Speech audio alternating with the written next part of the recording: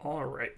I'm going to go ahead and get started a little bit early today because I'm trying to catch up a bit to the plan here. So yesterday was struggling a little bit on two fronts. One was technical, which hopefully is now resolved. I did some tweaking and some testing yesterday, so fingers crossed. Whatever the issues were will be resolved. And then also came to understand something that I hadn't understood before about the way that quantum gates are and quantum registers are configured. So previously we had been essentially using the register had just been a list of qubits where we had taken the vector for each qubit and we had just stacked them on top of one another. But that's not right, because that would sort of suggest that the qubits are linearly independent from one another, which they are not. The qubits can become entangled. And so really what the register should be is each of the things that are independent for the register are each of the states that a classical computer could be in for that many bits. So if you have 1 bit, then there's 0 or 1. If you have 2 bits, then there's 0, 0, 0, 1, 1, 0, 1, 1. So there's 2 to the 2. If you have 3 bits, there's 2 to the 3, which is 8, 4 bits, and so on. So kind of had to arrive at that by recognizing that the matrix that we were trying to use for the C0 gate, which was the first multiple qubit gate we tried to do, wasn't behaving the way we thought. We also had to work out that the norm of a matrix, which is the L2 norm of a matrix, is not the same thing as the determinant normed of a matrix. So if we want to make sure that our quantum gates aren't creating or reducing probabilities in the world, they've got to be unitary. Unitary means they don't do that. Which means that the determinant of the matrix, which tells you how the matrix scales parallelograms, had better be 1. And the norm of that needs to be 1 because the determinant will be a complex number in this case because our matrix is a complex matrix. And so we needed to switch some things up and take the norm of the determinants rather than just norming the matrix. So those things were sort of not news to me, I guess, but also not things I'd thought about in a while. It took a little bit of time to work through. So we kind of got through most of those hurdles and got some failing tests. I did make a couple changes after the stream yesterday, and to be honest, I don't totally remember what they were. See if getdiff wants to be useful. Oh, I brought in the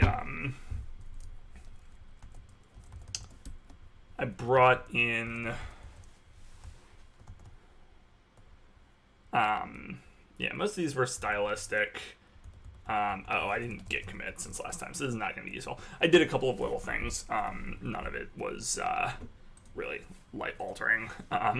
I just thought it'd be nice to kind of get a few things closed out. So let's start by getting a test to pass, and then I want to step back once our, at least the non-quantum circuit ones, like the tests we've implemented, once those are running again, I want to take a step back and make sure, I think I was a little flustered yesterday because I was dropping frames and stuff, and I don't think I did the best job of staying organized, and I want to make sure I stay organized because it's a lot easier to find your bugs if you have tests in place and things like that. So I'll want to kind of take a step back at that point, but let's start by getting these tests to pass. So in particular, square matrix instantiates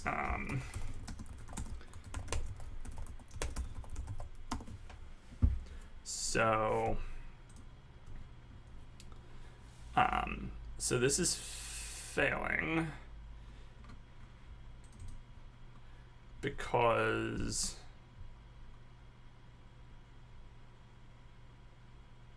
a applying a square matrix.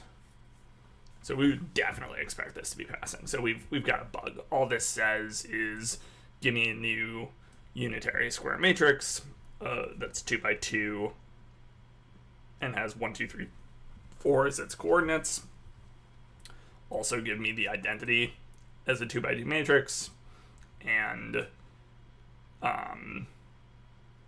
ensure that it equals itself when I pass it through the identity, which surely it should.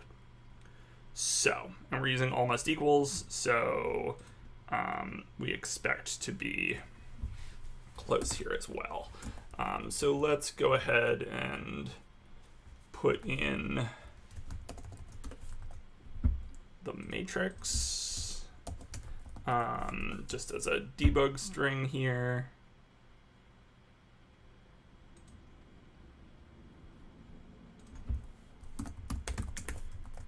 And see what we get out. Okay, so the matrix got scaled. So instead of being 1, 2, 3, 4, it's 0.5, 1, 1.52.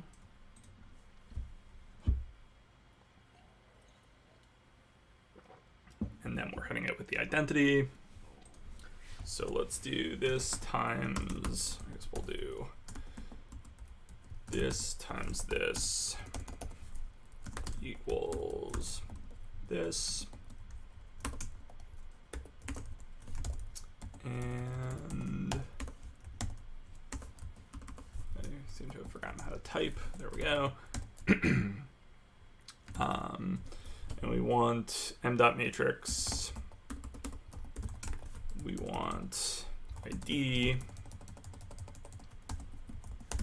and we want what they're multiplied together to get us. And this is hard to read, but 1, 0, 0, 1 is definitely the identity matrix. 0.5, 1, 1.52. But then we get 1, 2, 3, 4. Interesting. So it seems like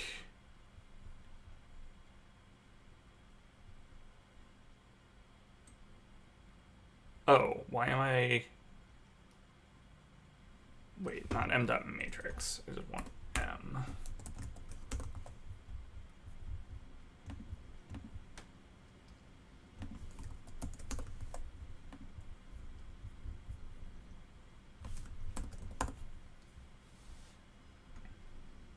Okay.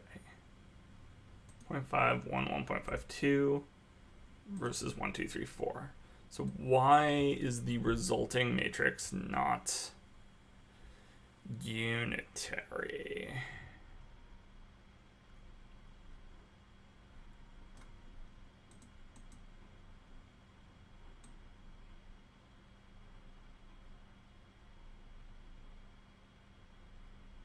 That makes very little sense. Do we implement this multiplication ourselves? We must, because square matrix is my type. So multiplying a square matrix by a square matrix, we multiply them together and get a new unitary one. Seems very sane to me.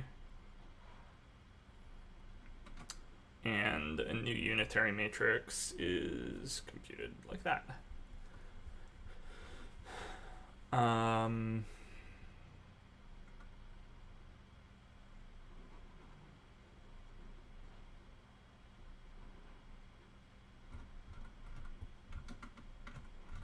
So how can this ever not be unitary? ID.clone. So this is just ID times m. M is a square matrix, ID is a square matrix. We're multiplying them together.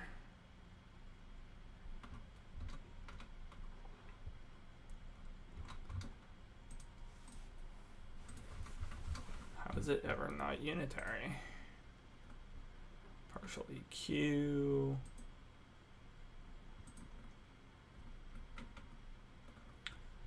Let's move this up so that it's in the same place as the other implementation of multiplication.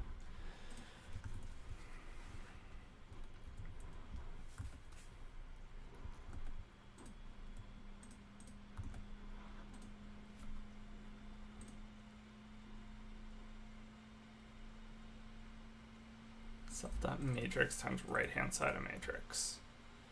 Made unitary.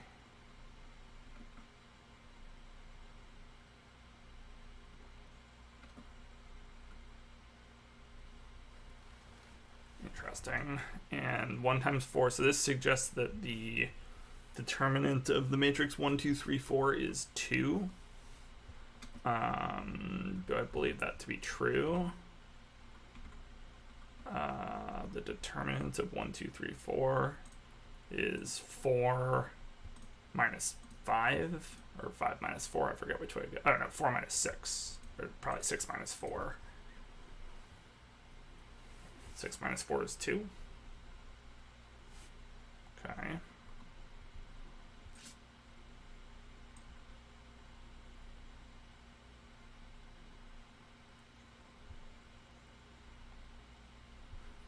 So how can my multiplication not be working then? This is a square matrix times a square matrix.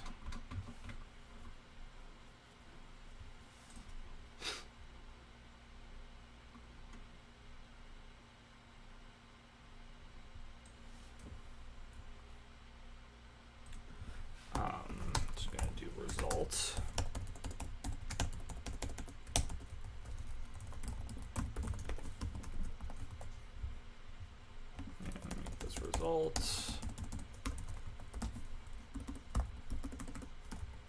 Promise I'm gonna learn to type again real soon. Too much coffee, too little coffee, it's impossible to know. Okay, and then let's assert that result is unitary.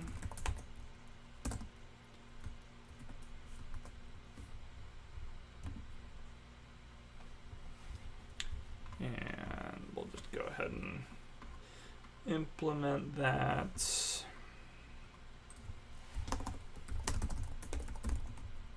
I mean, this really doesn't need to be a public function because it should always be unitary. Self bool, check it. Ooh, see whether it's equal to its own transpose, says.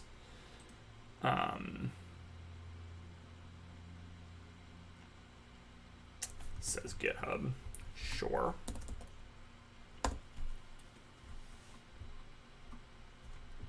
Unexpectedly panicked.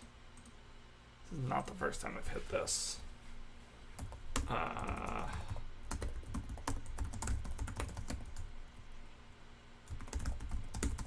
Getting matrix tests to pass.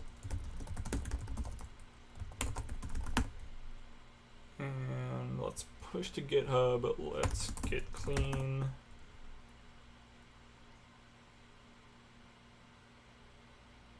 Let's cargo clean then. Let's cargo test. Have to recompile everything. I think normally when I've seen this, it's just because something's changed. I'm on nightly. That was one of the switches I made, is to switch to Rust nightly, which is the more aggressive. It has the newer features, but it's less stable, and there's a lot of stuff that isn't in the core language that is in nightly. And we need it in particular for the log2 function. So the log-base2 function, for reasons I didn't bother to read about, is not on stable. It's only on nightly, so switch to that. And I think that's what caused our issue just now. And now where are we failing? Okay, we're failing because, as expected, our result is not unitary.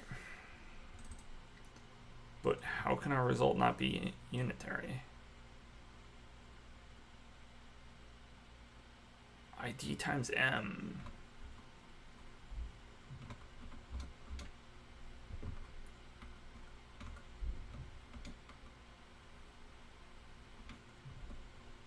They're both square matrices. It's a new unitary matrix of this. Okay, let's for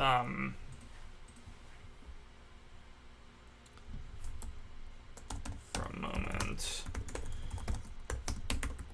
So in these situations where like I feel like I'm logically just missing something.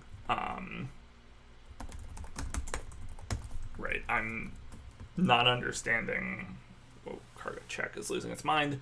I'm not understanding something about the flow of the code, and you can stare at it and make yourself crazy, or you can just put in a bunch of checks that you expect to pass that should be redundant, and then find out when they don't. Stack overflow. What? Why are we getting a stack overflow now?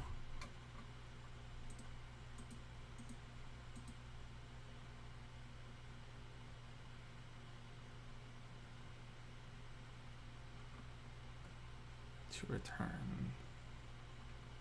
Am I not allowed to do this inside?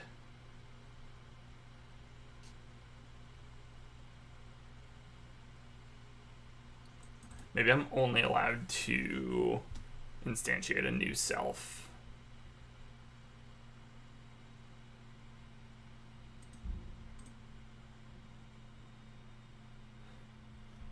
I mean, I'm not allowed to use the self I'm instantiating from within the function.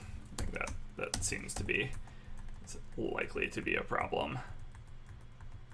Never actually thought of that before. Okay, so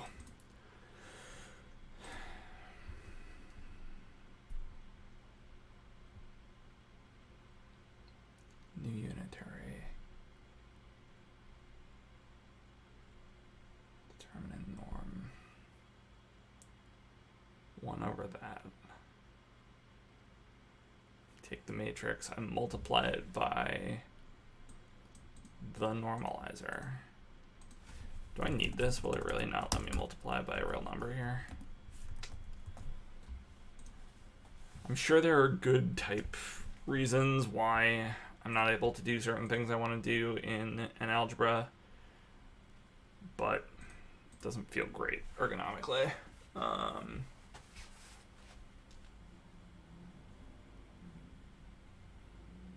This is really odd.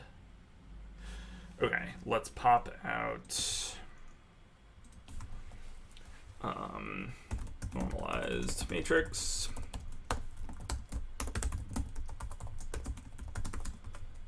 And let's assert that the normalized matrix is normal, which we can do by saying determinant.norm -1 is very close to 0. Okay, and then we get a panic. Let's see where we're getting that panic from. Let's set the Matrices parameter environment variable and look.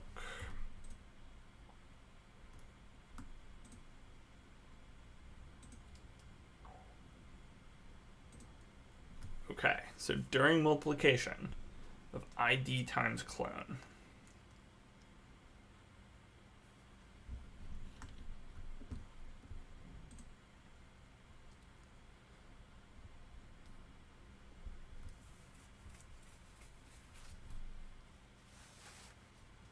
when we scale the whole matrix by its normalizer, we get something that doesn't have a norm of 1.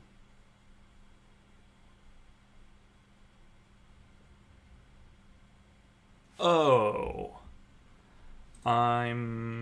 No, complex 1. This is fine. This is scalar multiplication by the complex number 1. That should work.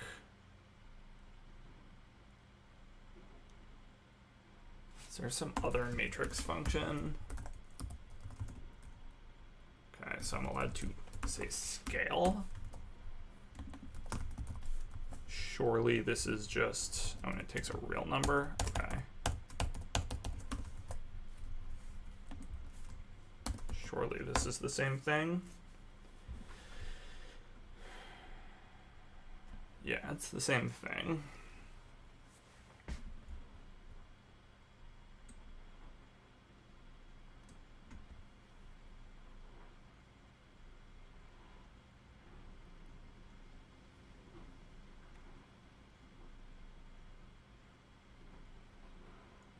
And it literally works.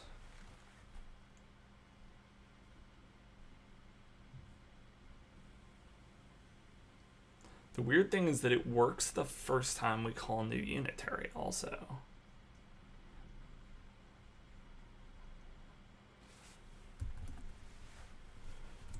Really strange.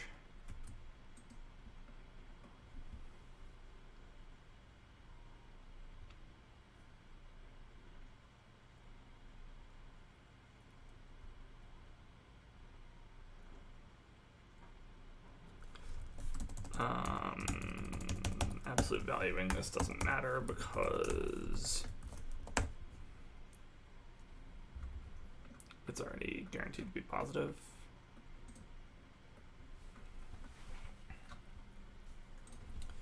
And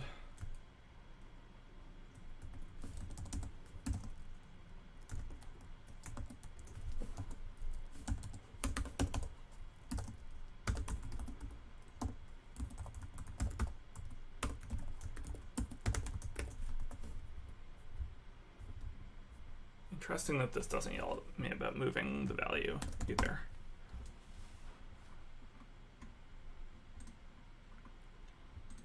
.5.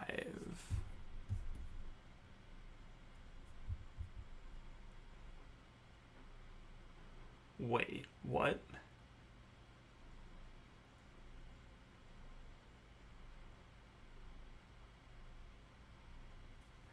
shouldn't be 0. Isn't it 2?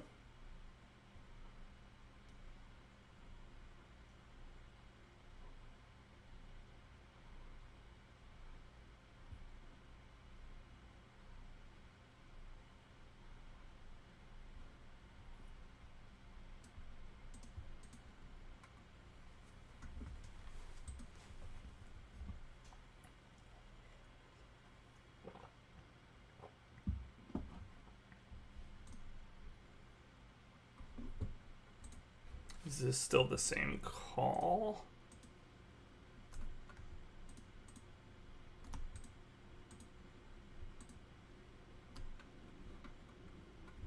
No, now this isn't even the same call. So now it's just saying the result of doing new unitary on 1, 2, 3, 4 isn't the square matrix.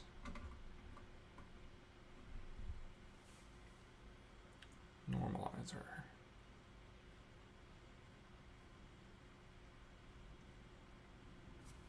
It's matrix.scale, it returns, yeah? Yeah. Normalized matrix.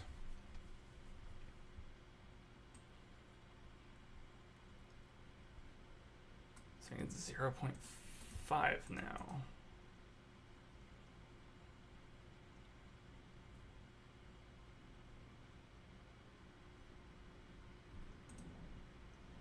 I'm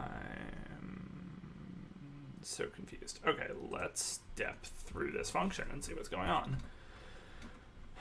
I actually typically prefer not to use the debugger and prefer to use, like, add new tests in order to debug things like this, because the tests are permanent. The debugger, what I learned from the debugger is not permanent, but this one's got me good in flummoxed. Okay. So we have the matrix 1, 2, 3, 4. We step through the normalizer. We expect to be 1/2 equals 0.5. The determinant norm is 2. Where's the normalizer? Normalizer is optimized away. Sure, whatever. So the normalized matrix. Normalized matrix is optimized away? Really?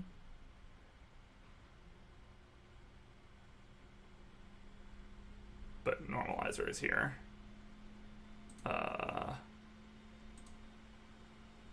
normalized matrix is 0.51, 1.52, which should have the determinant 1. Because the determinant is 2.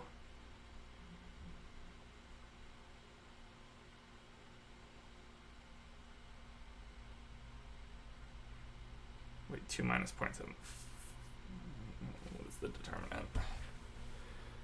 It's this way minus this way, right?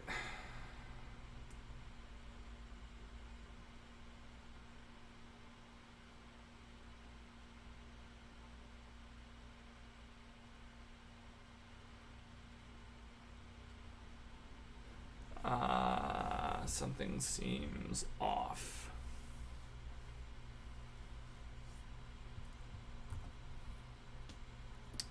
Let's check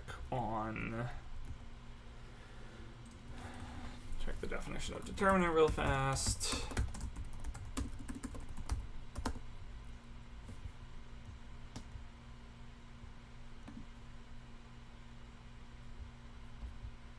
Yeah, AD minus BC.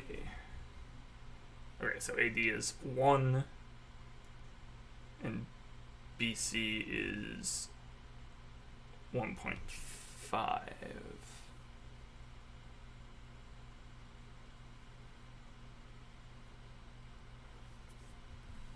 Are determinants not multiplicative? I know matrix determinants are multiplicative.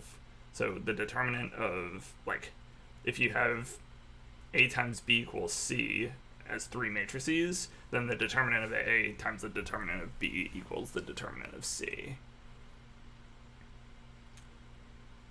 So surely then, if I made A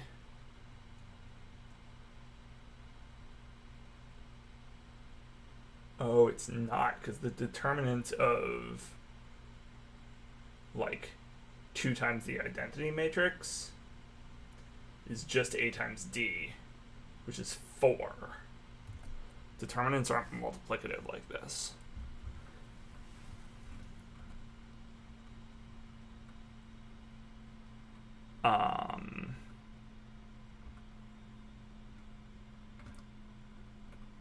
Show me properties. How do determinants multiply?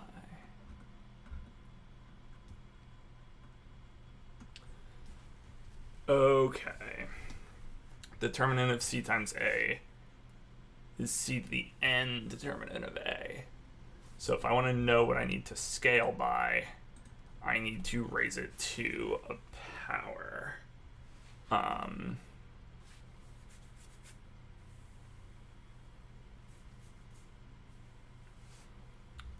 Fascinating. Okay, learning new things. So I want to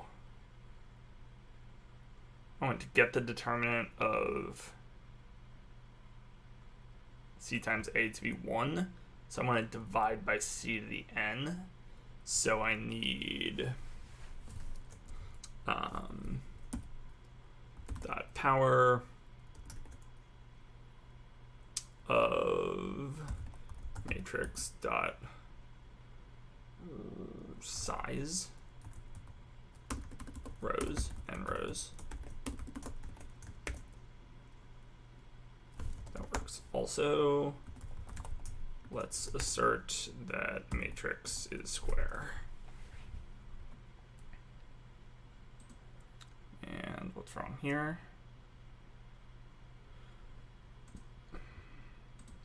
Stop the debugger. Expected I32 as I32. Okay. And these are redundant parentheses, but they help me read. And okay, so this should now make the normalizer 1 over 4.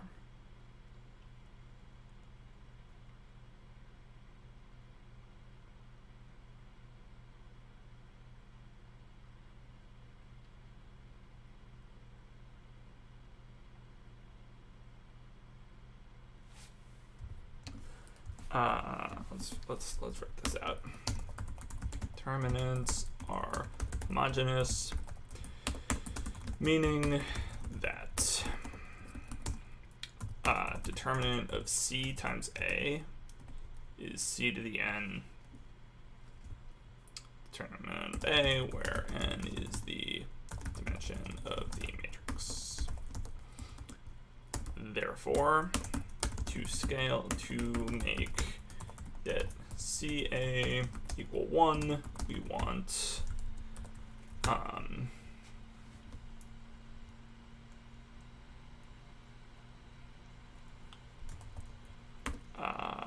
that CA equals det C to the n times det of A equals 1, so 1 divided by the determinant taken to the 1 over n power.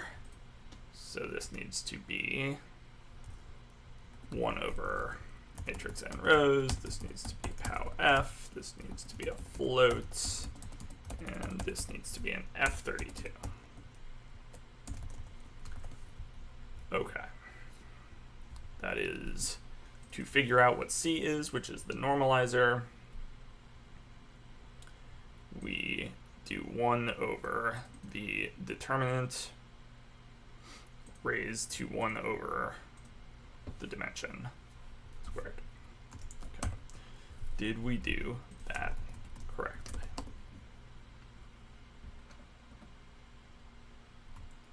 Okay. Cool. So is unitary failed, but it failed for a stupid reason.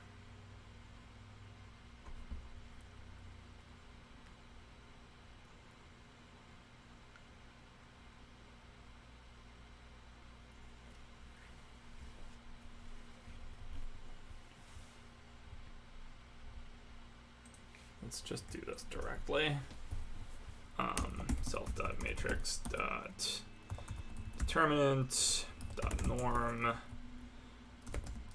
minus 1 absolute value all of this is less than 0.0001, and it passes. Okay, we learned something. Very good. Okay, so we had forgotten a property of determinant. I had forgotten a property of determinant, and it caused a bug. Yet another reason to write good tests. Okay, so now let's commit that. Use the homogeneousness of determinant rather than assuming it's linear.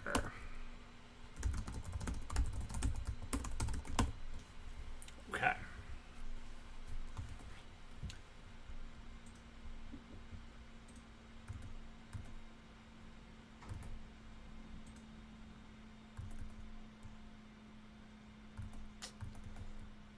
And I think I'm dropping frames again.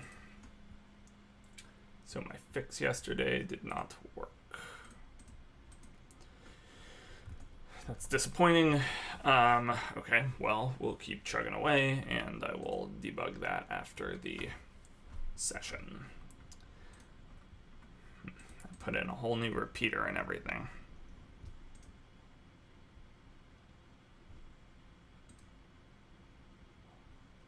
Interesting. All right, well, cool. So that sorts out some of our issues.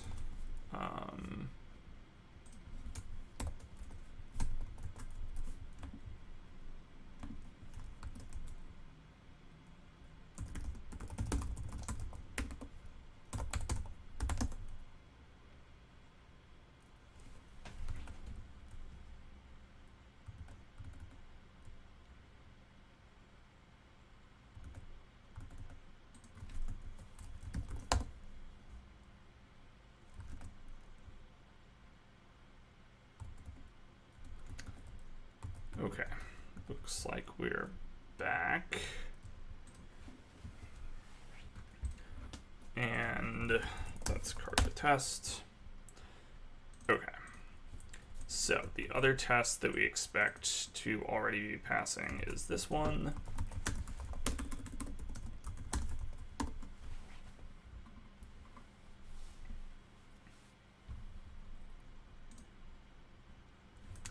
Okay, and something's going up with our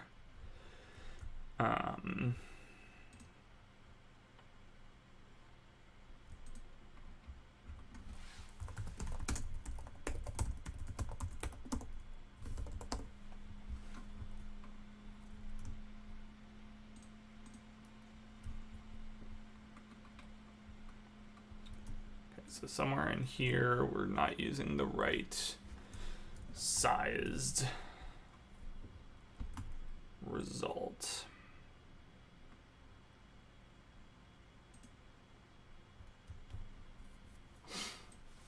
So qubit base is 0. Those should be 2. After measurement should be 2.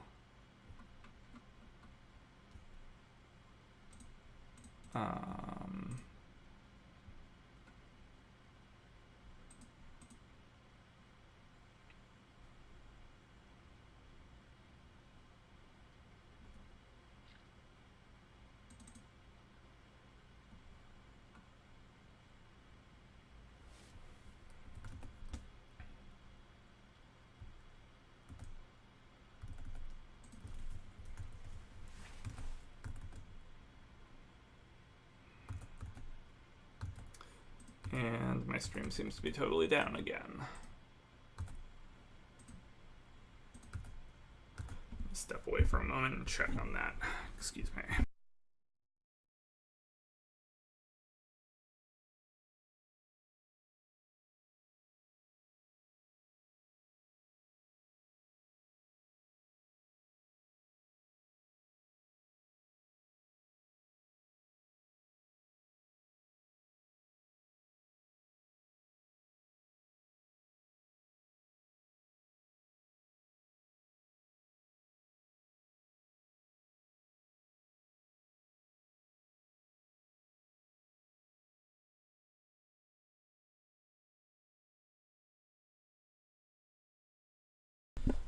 Okay, well, we're back.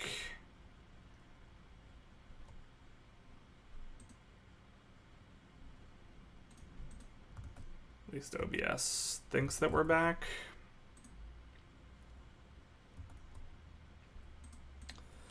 Well, we'll try to muddle through. Okay, so here's where I'd like to clean things up a little bit.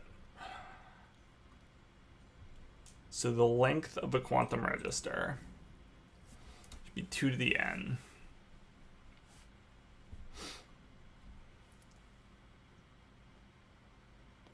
Number of qubits, though, should be in qubits. Okay. Cool. All right.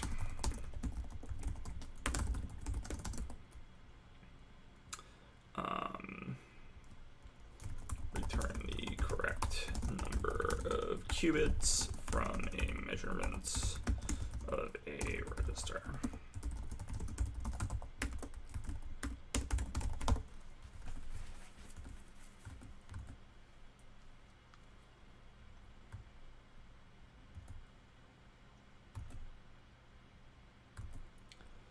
And I'm dropping frames again.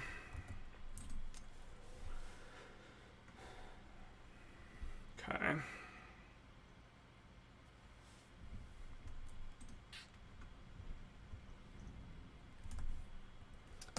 We can get rid of that. We don't use it. All right. So let's step back a little bit.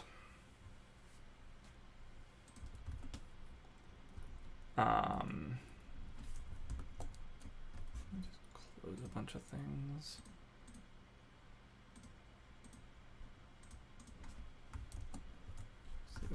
helps at all. Okay. So, let's now take this. All of our tests are passing. C0 is passing. Are we testing C0? Yes, we are. Okay, good. And let's get the quantum circuits tests to pass now. Maybe before we do that, let's put a couple more tests on the quantum gates. So in particular,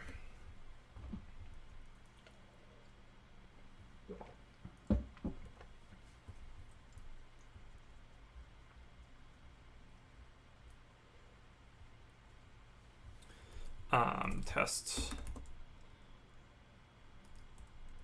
register measures,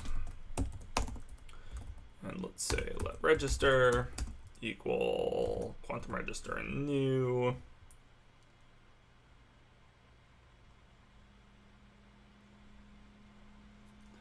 and let's do 3 qubits.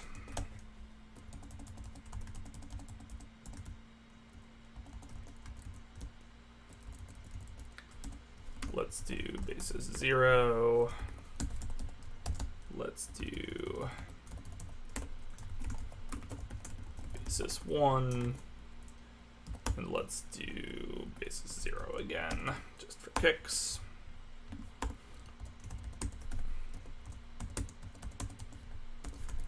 And then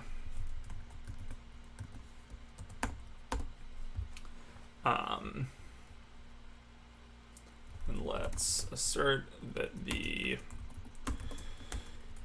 number of, let's see here, the length should be 8. Let's assert that the number of qubits is 3. And let's take a measurement. And let's assert that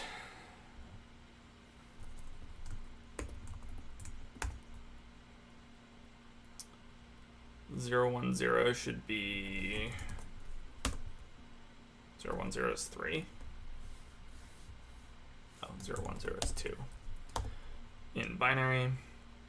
And let's assert that after measurement is equal to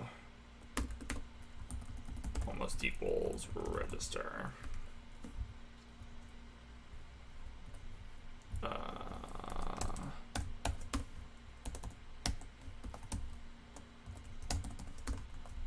And we probably have to clone something.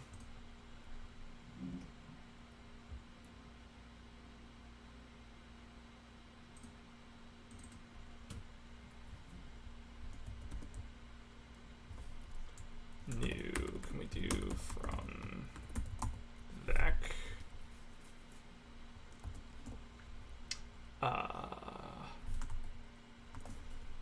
Can we do from vec here?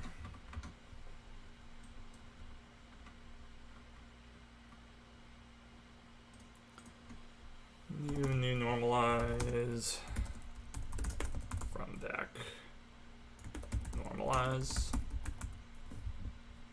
We don't already have that, do we? No. Vec d vector. I think we need the size also.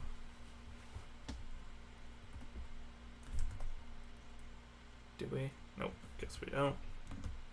Oh, because vector knows what size it is, of course.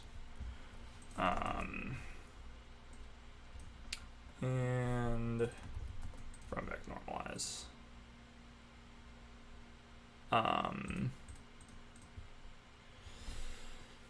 Yeah, okay. Right, because this is exactly what we tried to do last time and is wrong. We should be able to do from qubits though.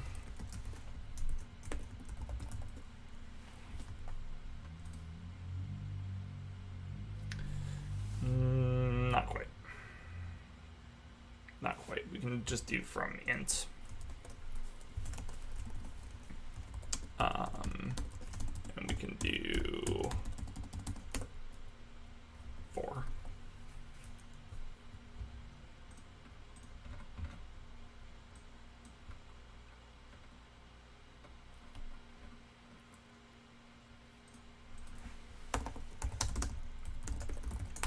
From int.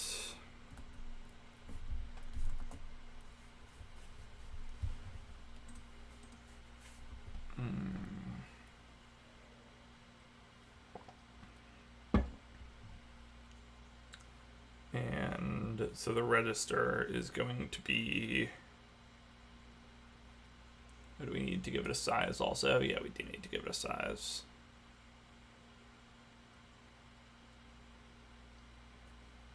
So let's give it a n qubits.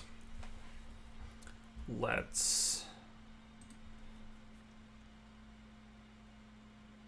fills it with that many zeros, and then we need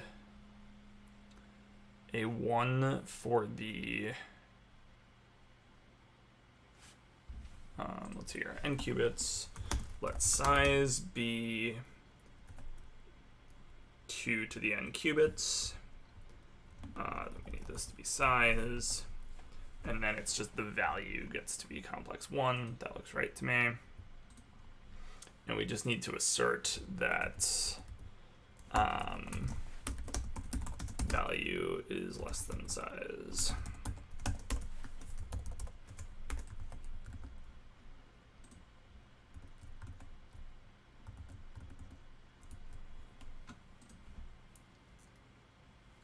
Okay.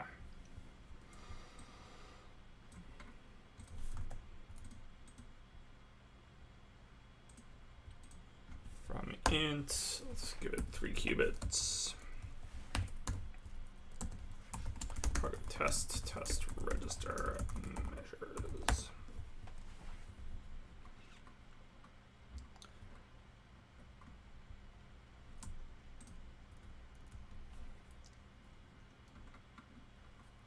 And the measurement should be 4.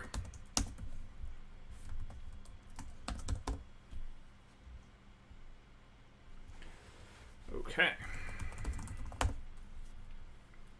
All right, let's implement a quantum circuit. So let's pull all of these out.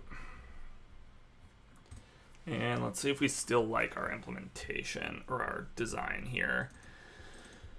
So we should be able to give it some number of bits, of qubits. I want to change the identity, square matrix. Okay, that's probably right.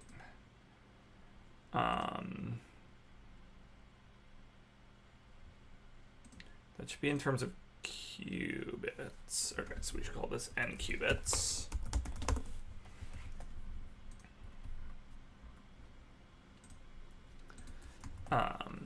So then we add the gate.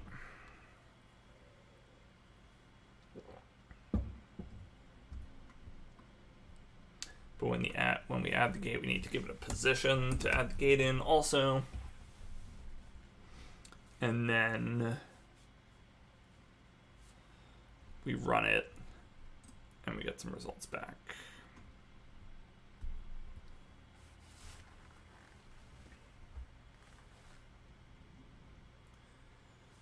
Now, this made sense before when we were thinking about applying individual gates to individual qubits. Does it still make sense?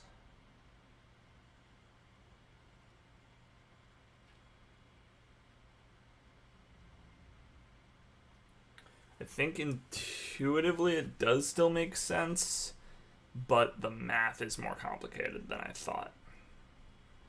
Because let's say we're in a situation like this,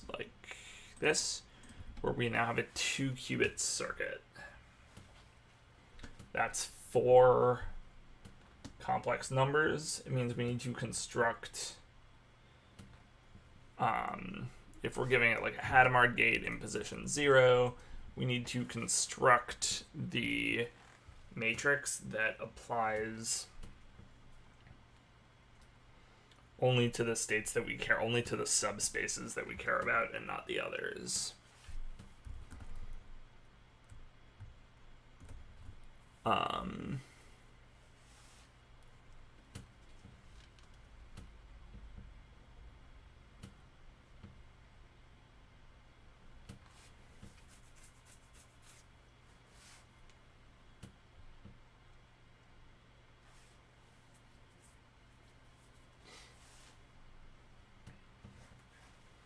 Which should be possible to do, because it just means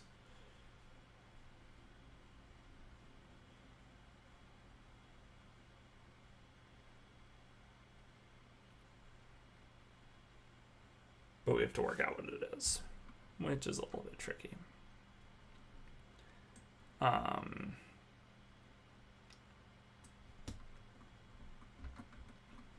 Okay, and then filling a quantum register isn't what we want anymore. We'll use this all zeros and all ones functions now. And same story here.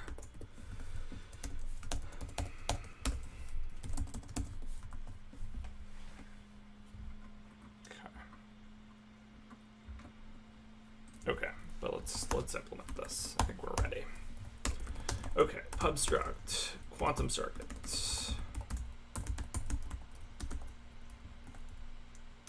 going to have qubits and it's going to have gates. Not really, no. That's not really what it's going to have. It's going to have gates, which is going to be a vector of quantum gate. Circuit.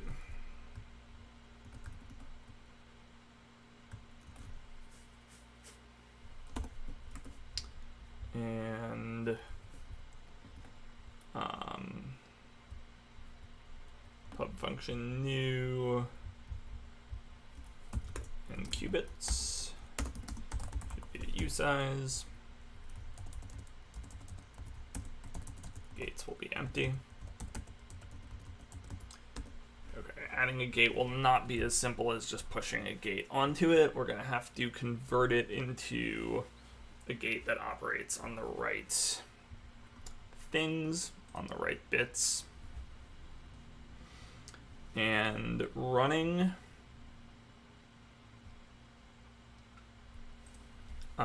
will be let mute intermediate result.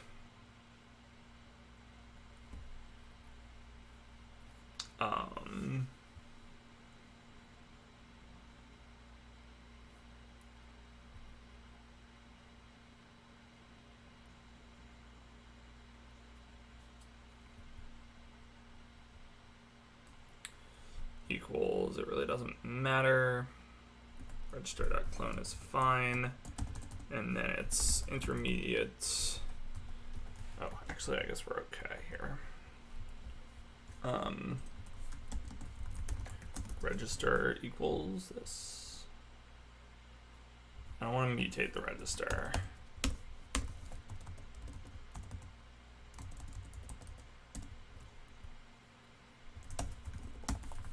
Then apply register.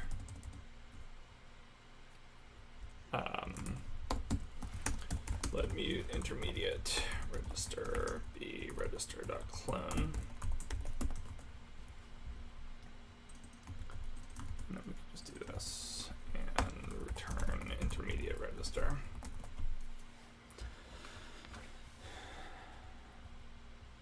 And this should return a register. Okay. Okay, so the adding of the gates is the tricky part here.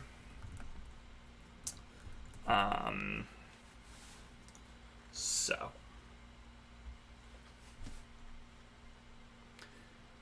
there are a few cases.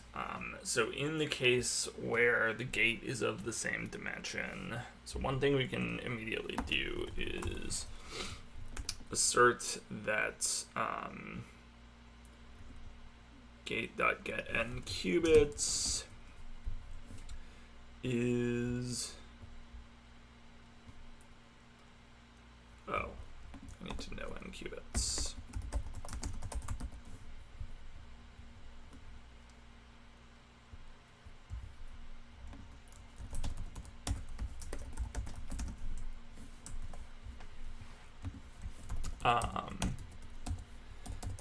Is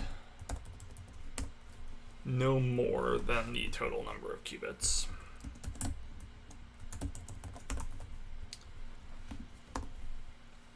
And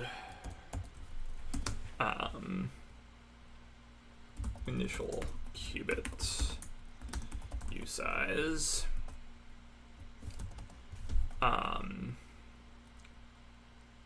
initial qubit position index, and then we could say let final qubit index be initial qubit index plus gate.n qubits.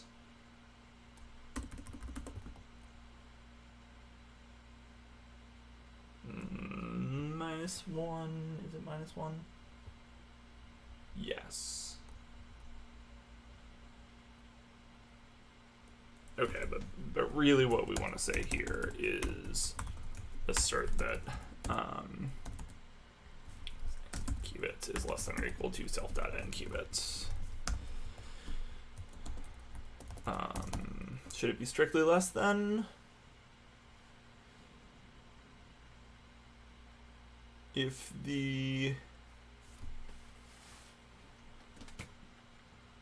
initial qubit is, so if they have the same size, initial qubit index is 0, gate.n qubits, yeah, less than or equal to works. Okay. And then we need to construct from the gate that we're given,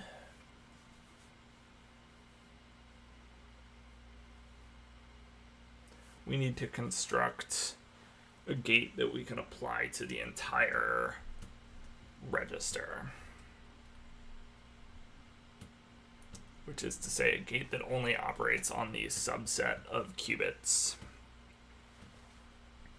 that we care about. How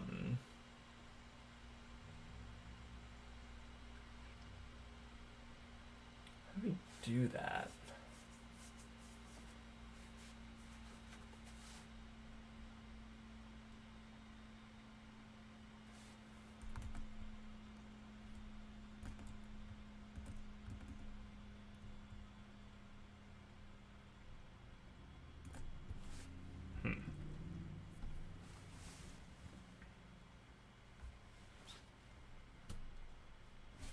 Well, let's write some tests.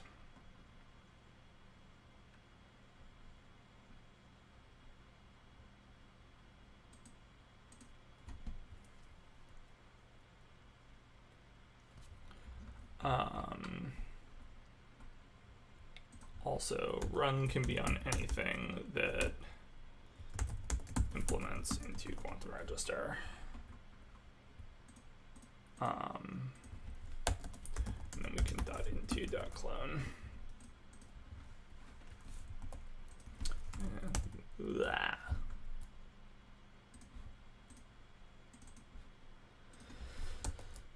And these need to just be qubits.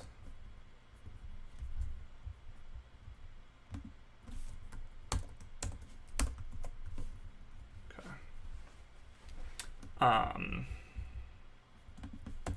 So let's have something like, let's have a few tests here.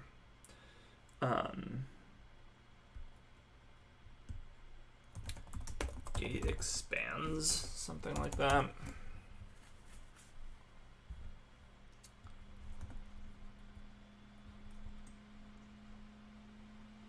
So the trivial case is if I add like circuit.addGate,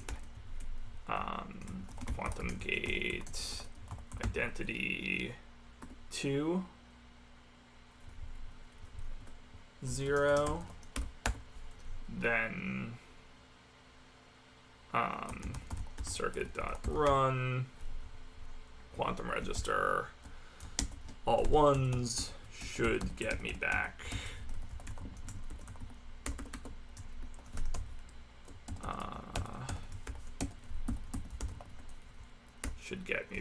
quantum register, all ones.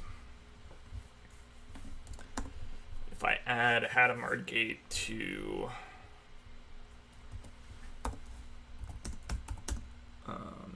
circuit, quantum circuit new, if I add a Hadamard gate to 0, then I should get back what? So I expect so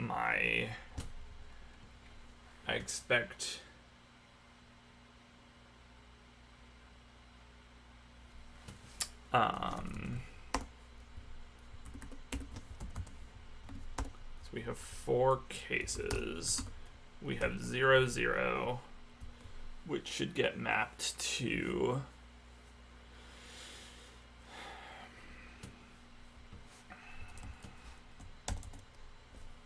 1 over square root 2 times this.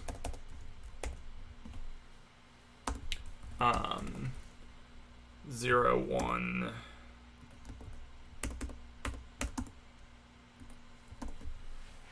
1, 0, 1, 1.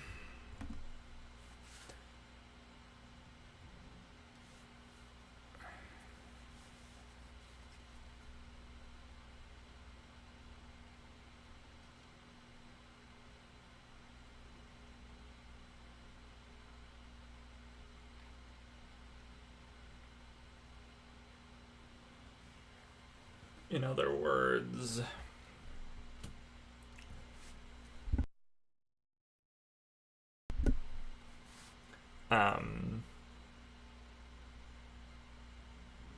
so what matrix does this correspond to?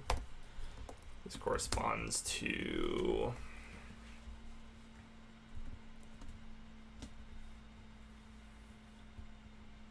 well, that's definitely wrong, so it's got to be a 4D matrix.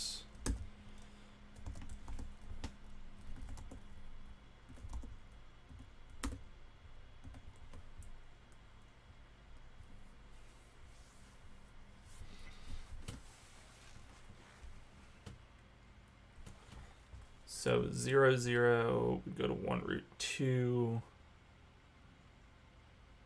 Yeah, this looks right to me.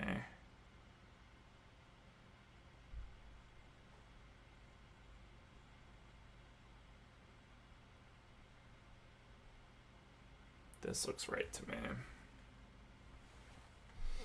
It's a direct product. This is what it looks like to take the outer product of 2 matrices, where you basically take the rightmost, you take the right matrix and you turn its coordinates into the left matrix.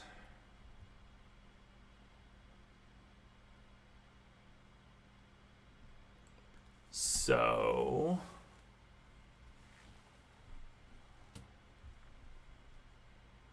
is outer product a thing that our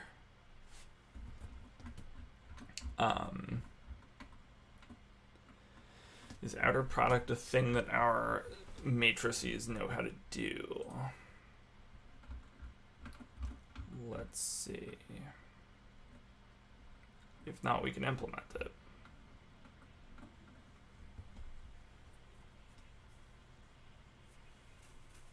Is outer product even the thing? I think it is. Worth checking.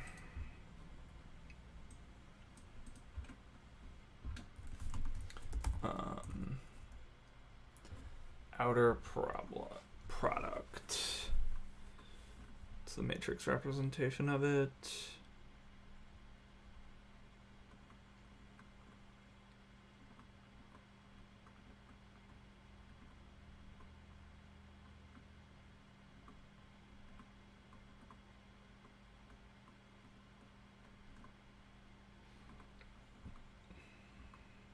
Oh, it's not the outer product, it's the tensor product.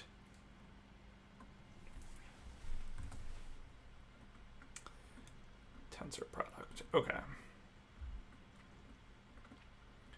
So let's do square matrix can tensor products. And so then this becomes some matrix Q sure.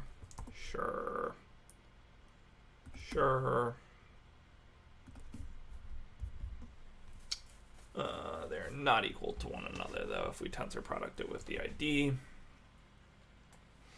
Instead we would expect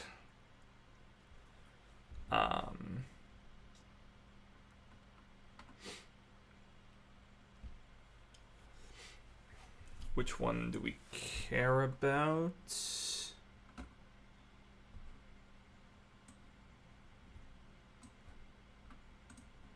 So A times B makes the entirety of B show up within A. So we care about ID times... Yeah, I care about the opposite of this working well. So it's ID.clone, tensor product, m.clone is what I care about. And the resulting matrix that I expect should look like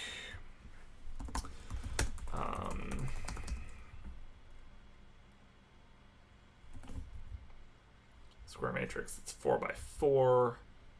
Yeah, perfect. Okay, GitHub knows what tensor products are, which is spooky. Okay, almost equals. So this is results.clone almost equals expected.clone. And we'll say results. We'll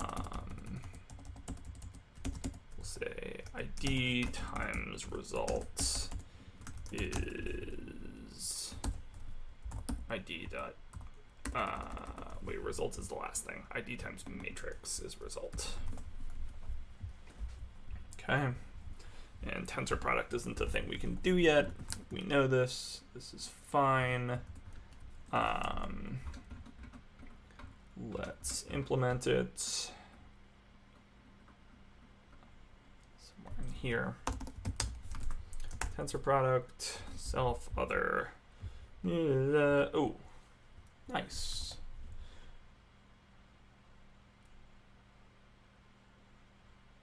Oh, not so nice. Self.matrix dot tensor product. Cracker.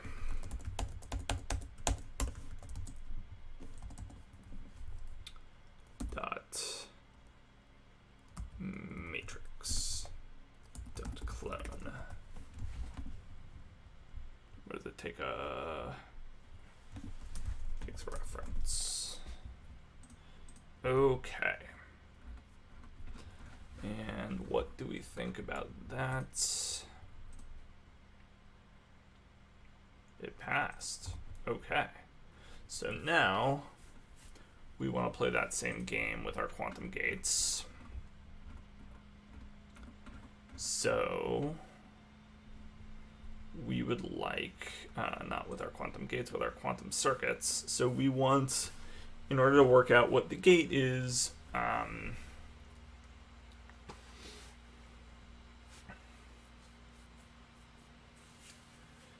we do what? We take the tensor product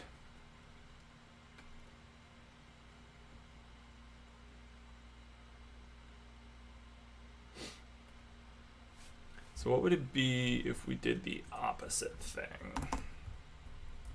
So let's say we did circuit 2, add gate, but this time we add it here. Now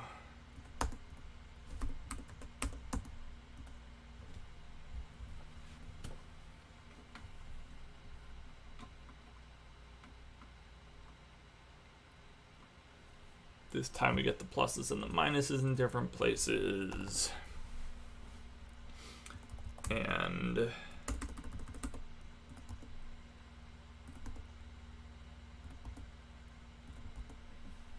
is this just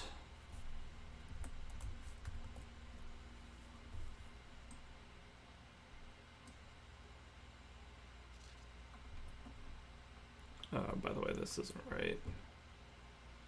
So all ones should get mapped to quantum register, should get mapped to qubit, new 1 over root 2, negative 1 over root 2.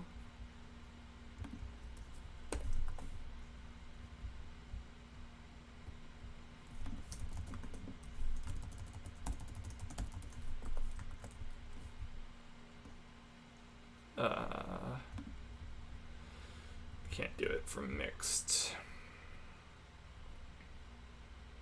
It's one argument.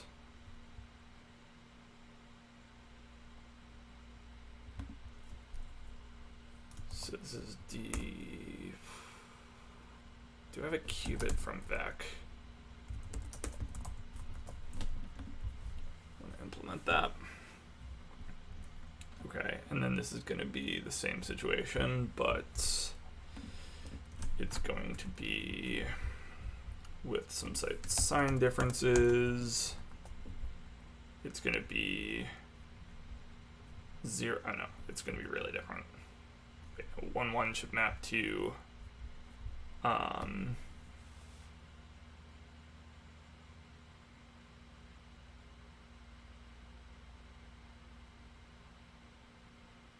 hang on, this isn't right.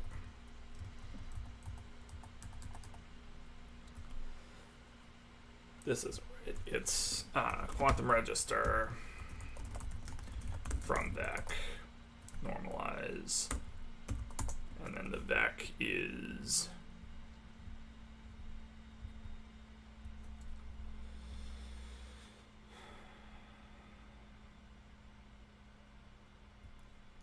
zero, 0.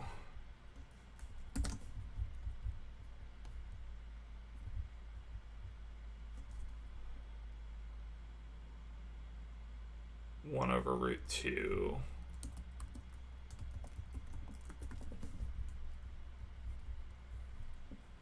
And negative 1 over root 2.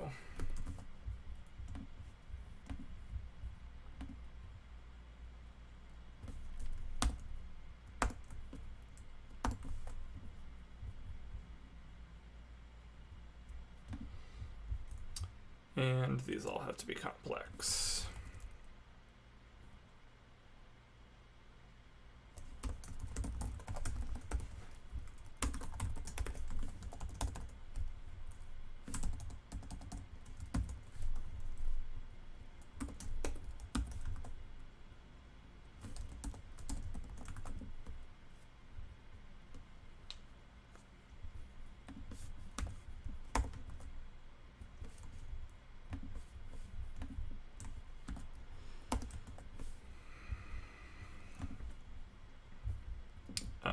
Okay, let's pop this out.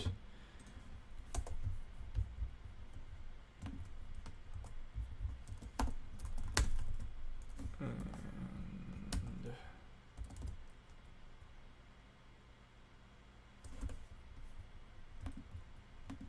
let expected be this.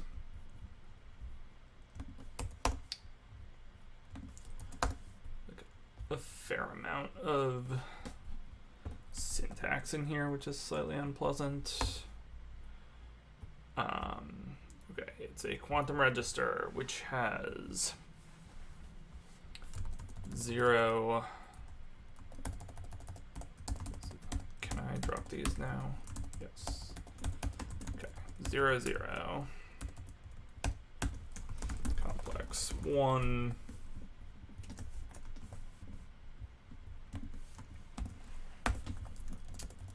And negative complex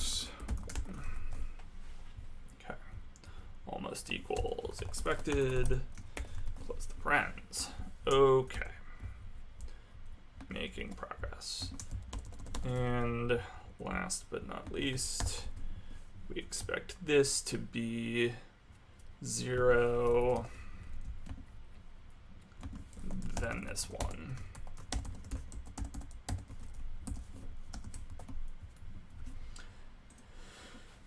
Okay. Yes. I believe that is correct.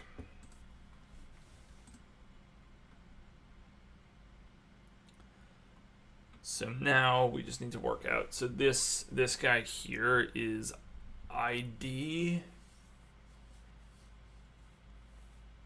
tensor producted with the Hadamard gate, because we're saying that 0, 0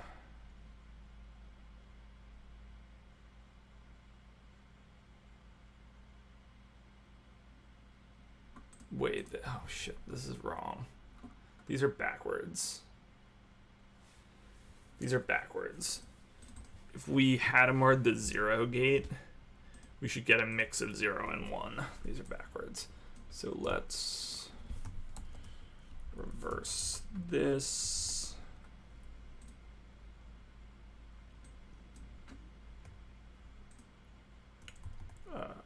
What's happening?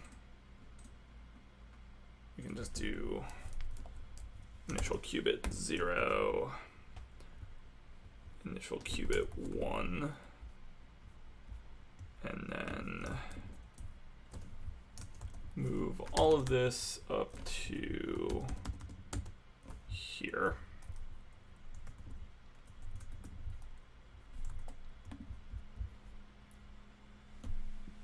Okay, and so then this makes a little more sense. So now we outer product, no, we tensor product the gate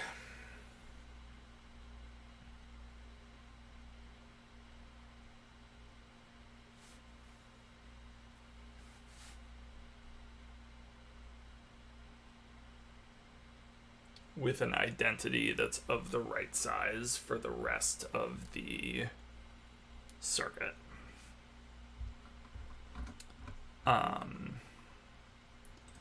Okay, so let's do let left identity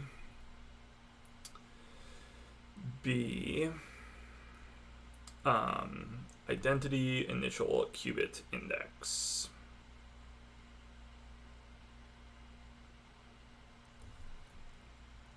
And there are kind of going to be multiple cases here, but let right identity be the total number of qubits minus the initial qubit index minus n qubits. So if they're the same size, this should be 0. This will be 0, or this will be n, 0, and n, and this whole thing will be 0, which is good. And then what we want is the gate to be the left identity tensor product with the gate tensor product with the right identity.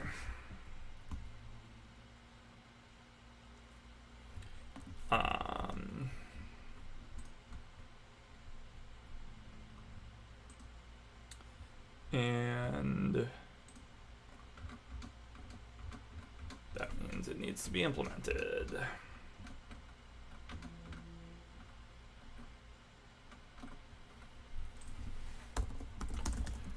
Tensor product.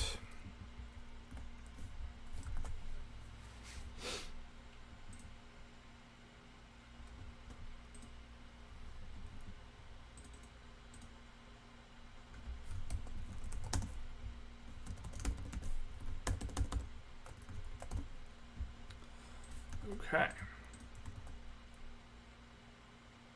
No method found for quantum gate. But did I not just implement it? Is it not just here? Quantum gate.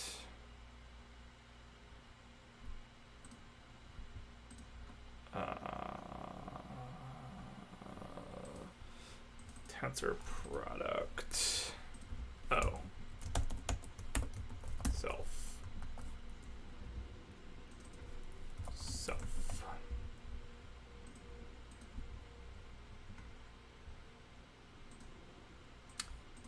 Okay.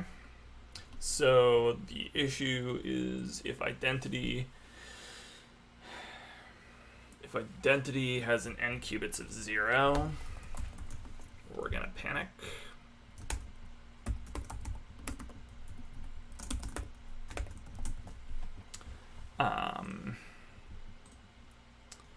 Which means this is gonna panic a lot. So there's probably a really slick way to do this, but I'm just gonna match it on 3 cases. So we're gonna say let left identity size be this.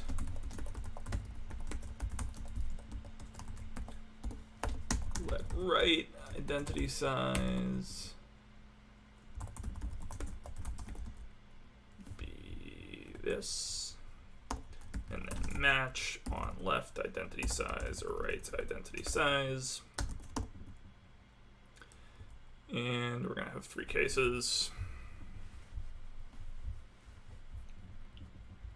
And these look right to me.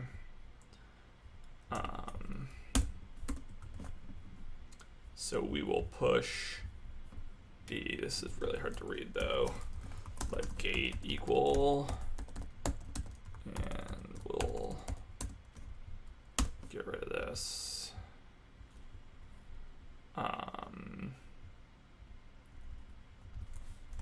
Oh, we can't call it gate. Maybe this is okay.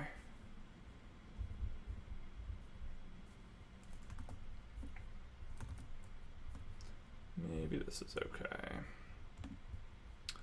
Quantum gate identity.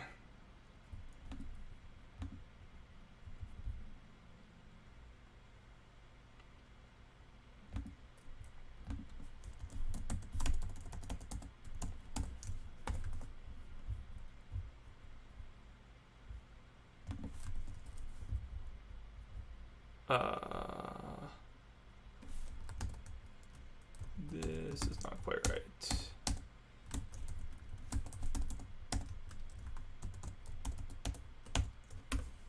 It's gate dot tensor product of the identity. And then it's identity dot tensor product of the gate. And it is identity dot tensor product of the tensor product. Let's just say of gate dot tensor product of the quantum gate.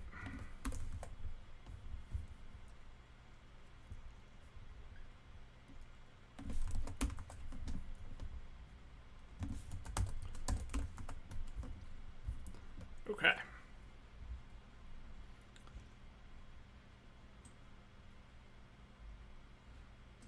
All right, broadly that seems right. And then we don't let gate anything here, we just return.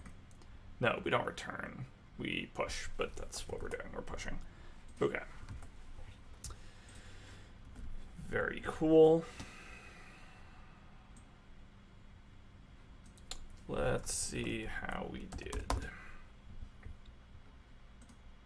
Okay, every single quantum circuit test failed. Nice. Although a couple of these I think are redundant. Like the initializes one doesn't have to exist anymore. We're clearly already testing that. Reverses we're gonna do. Okay, let's do. Oh wait, test gate expands works. Nice. Nice. Okay. These are 2-qubit systems.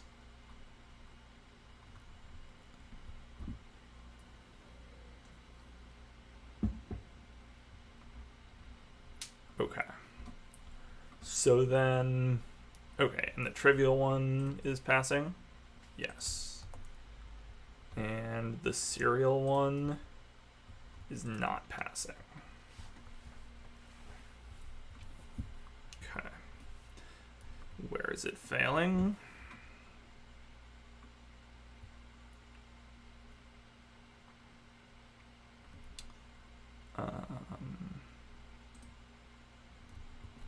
Okay, so base is 0. If we run it on the quantum register, okay, so it has 1 qubit. We initialize the register to 0. We Hadamard it, we NOT it, and then we Hadamard it again.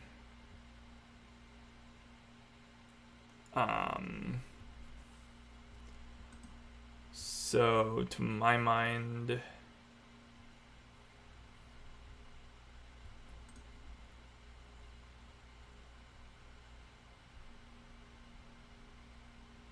that means it goes to 1 over root 2 of 0 plus 1 goes to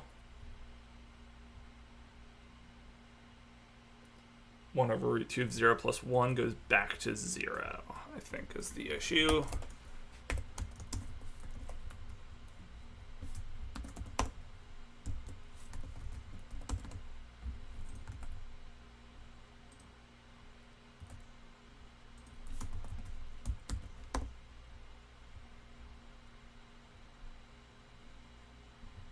Okay, and now is this passing? Nope, still failing. And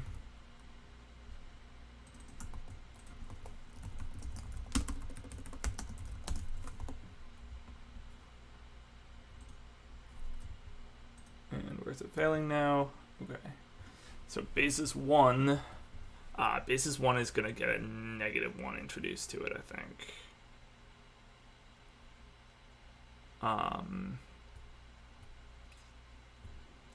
So basis 1 is going to be Hadamarded to 0 minus 1, and then it's going to be knotted to -0 plus 1, and it's going to be Hadamarded to basis I or something. It's going to end up getting rotated.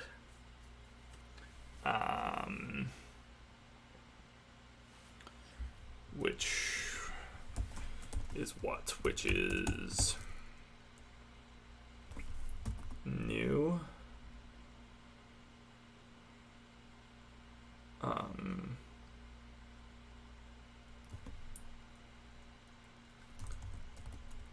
Or just like from coefficients, and it's going to be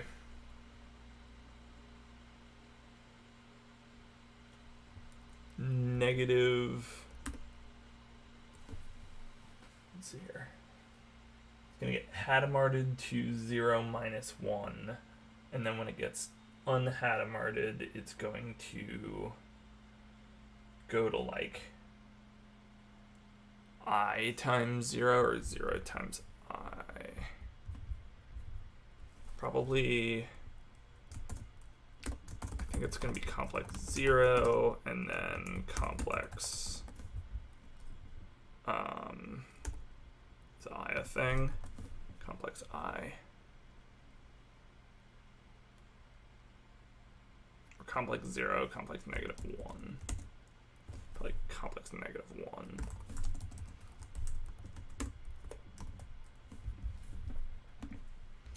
And then qubit, we should be able to say pub function from coefficients normalize.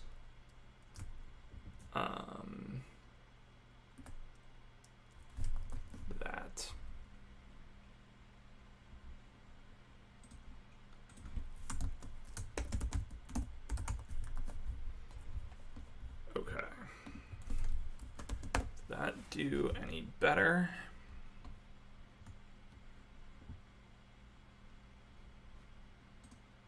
Yes, it does. Nice.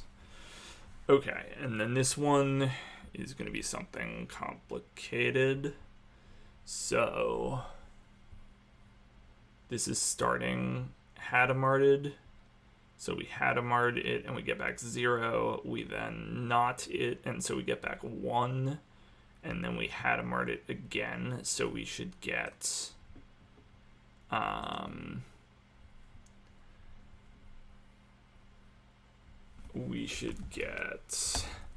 from coefficients normalize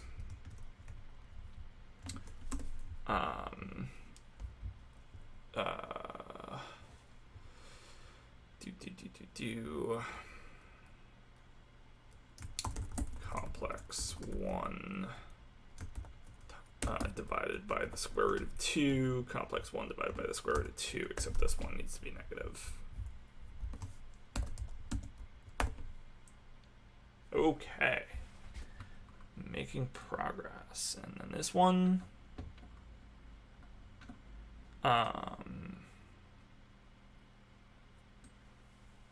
So if you take all zeros and you Hadamard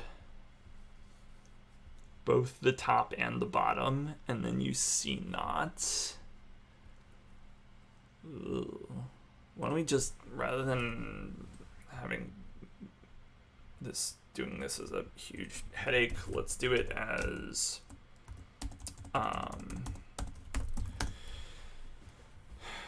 let's see here. Let 0, 0 be. Oh, that's extremely cool.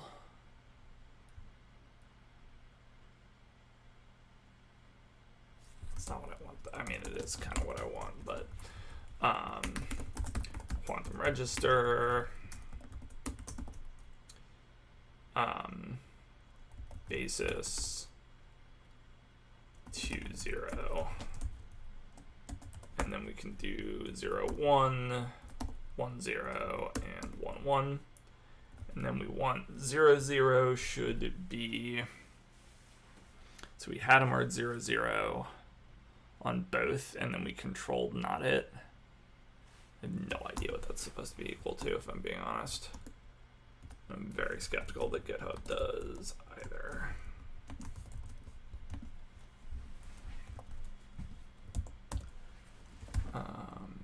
Test 2-qubit quantum circuit.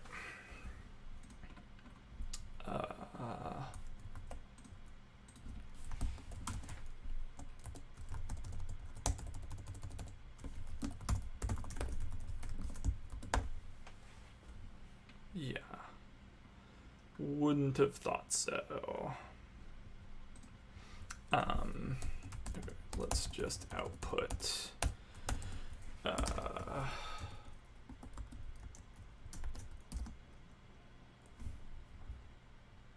and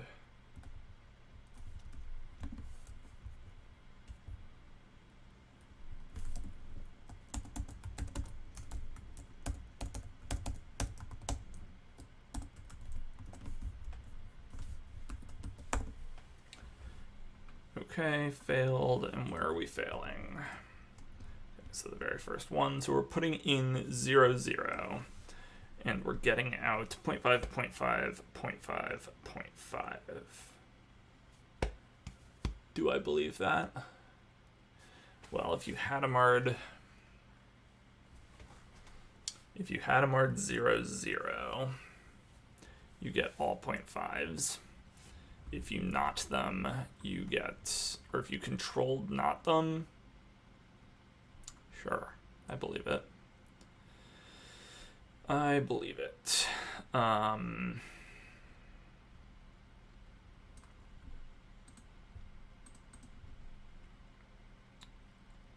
Expressing this is annoying. A nice way to do this.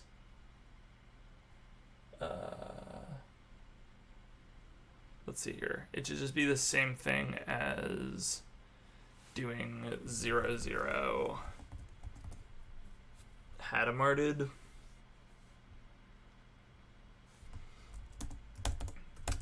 We could do 0 dot. Let's see here. We could do quantum gate Hadamard apply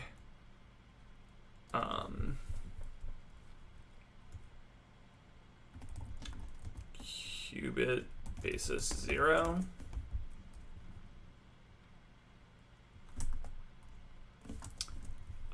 Dot tensor producted with quantum gate Hadamard apply qubit basis 0.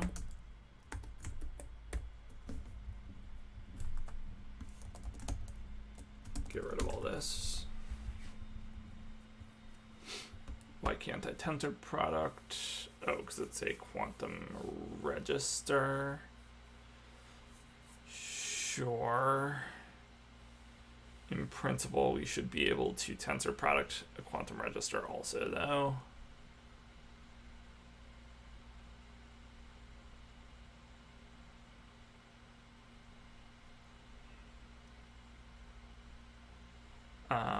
This is a little bit clunky.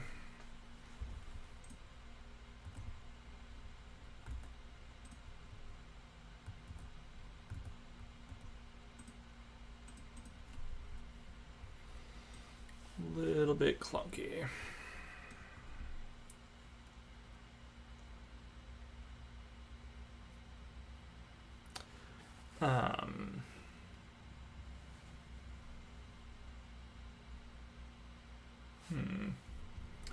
What if I just say let expected 0, 0 quantum register from Beck normalize, and I expect it to be 4 1s.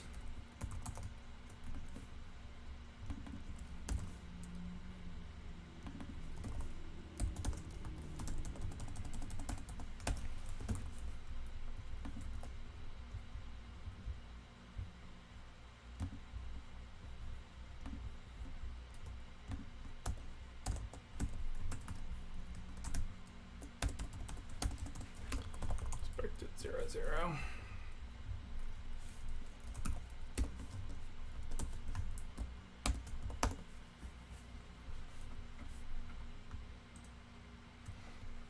Okay, and the second one is almost the same thing. Let expected 0, 1, and it should have 2 minuses in the middle.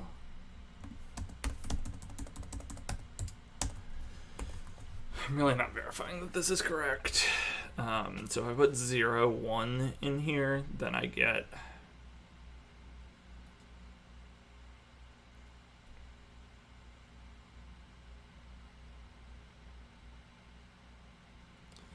then I get 0 Hadamarded, 1 Hadamarded, and then a controlled knot applied to that based on 0 Hadamarded, which seems like it should do nothing to the bottom.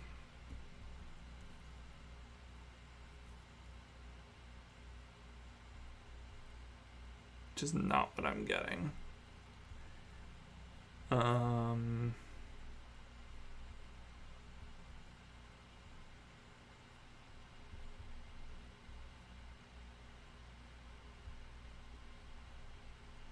Oh, wait. But it's... Oh, man, this is so hard to do in one's head.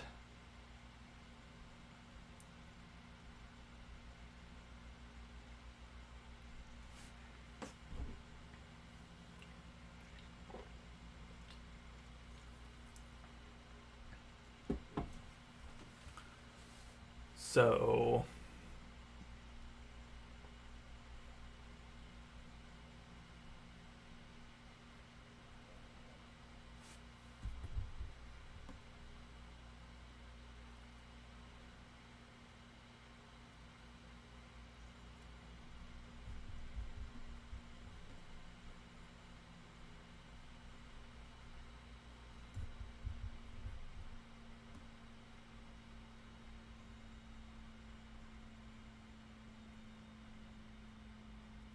It's easier if we do this in the other order. Let's reverse the order of these, because then I can work it out in my head what these correspond to. So now we take 0, 0, we C0 it, we get 0, 0 back, and that Hadamard of Hadamard is going to be 1, 1, 1, 1. Okay. We C0, 0, 1, that means we get back 0, 1, and we Hadamard it, and we get so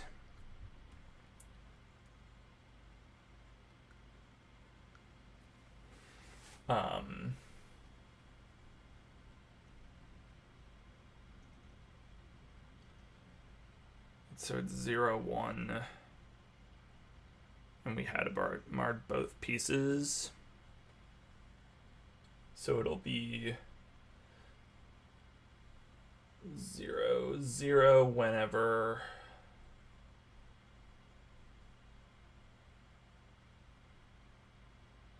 oh, this is still hard to do in my head.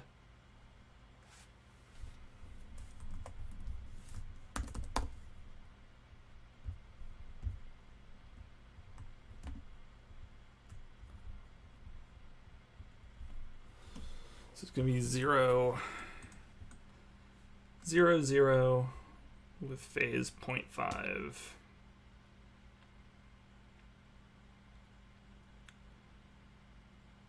0, 1 with phase minus 0.5. 0, 1, 0 with phase 0.5 and minus.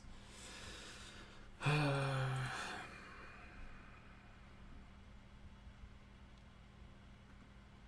do I interpret that? I want these to be a little more interpretable. It's like really difficult for me to know whether I'm getting this right or not.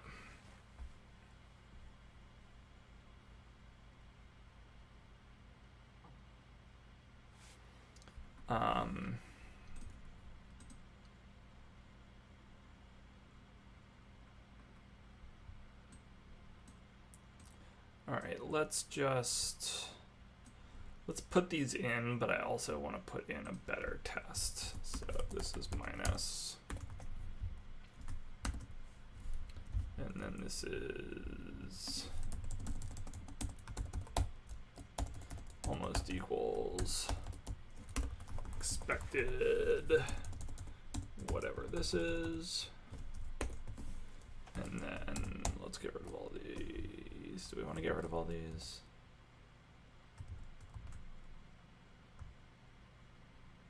No, we don't.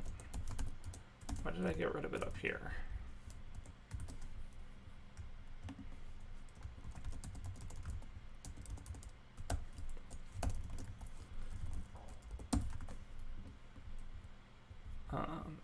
Okay. Making progress. So this is going to be 1, 0, and this is going to be 1, 1. I kind of expect 1, 1 to be the same thing as 0, 0. I don't know why, but just intuitively it kind of feels like that should be true. Terminal is having a stroke now. Okay, here we go.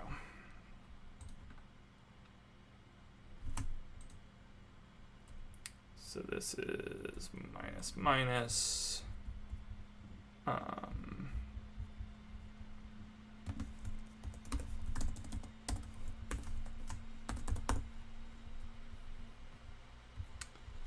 And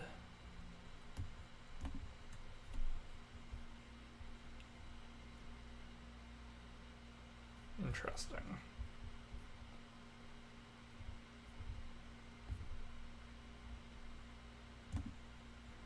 And this is minus, minus. Okay. Let's do one more that's just a pure C0 gate. And then I'll feel comfortable.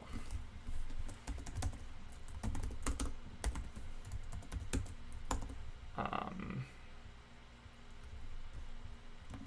we'll go ahead and move these up here because we can use them everywhere. And then this will be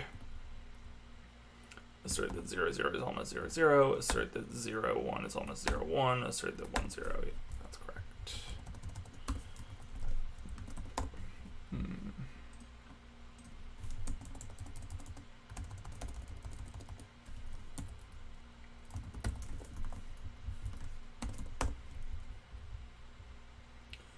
Okay. All right, and then we want to be able to reverse the quantum circuit. And the way we will do that is by reversing the order of the gates and by inverting the gates themselves.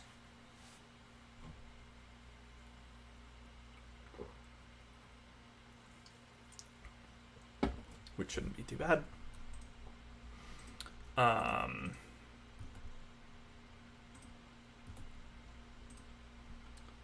Should not be too bad, but what happened here?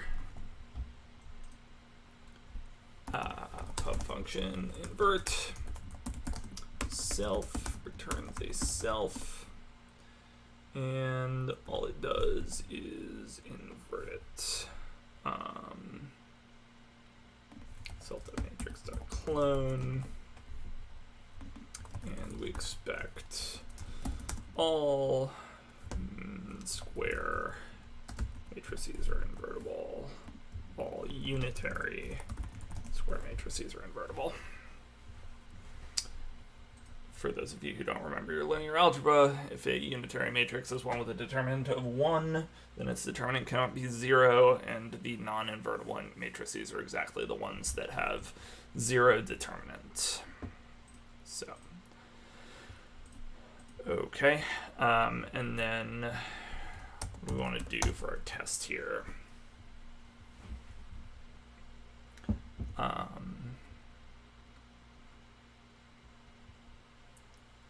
Oh, fascinating.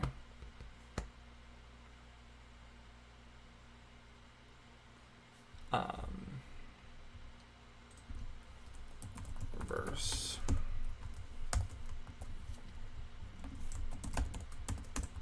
And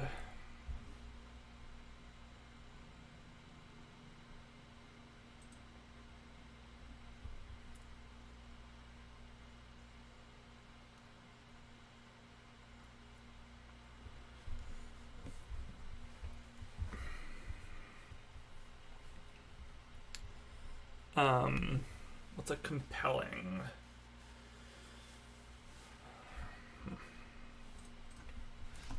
Let's see here. Assert equals quantum circuit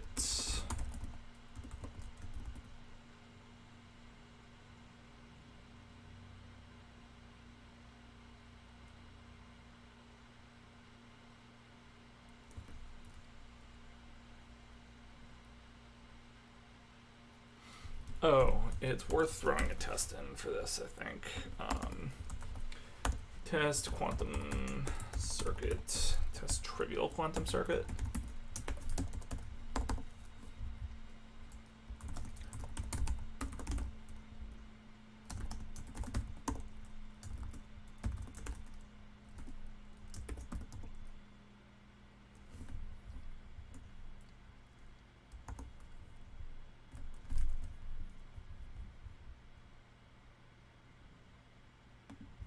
Oh, what did I do with the old?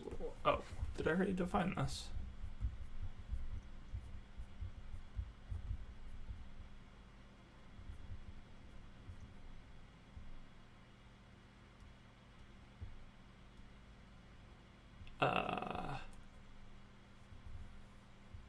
This should really be called the identity quantum circuit.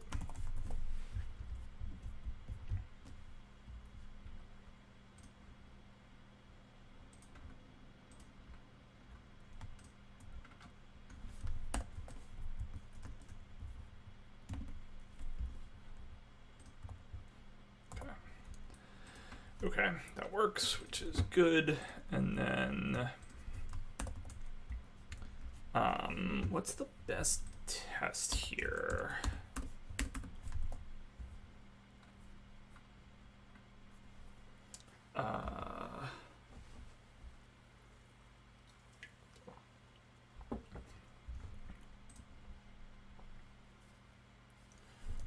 let's see here.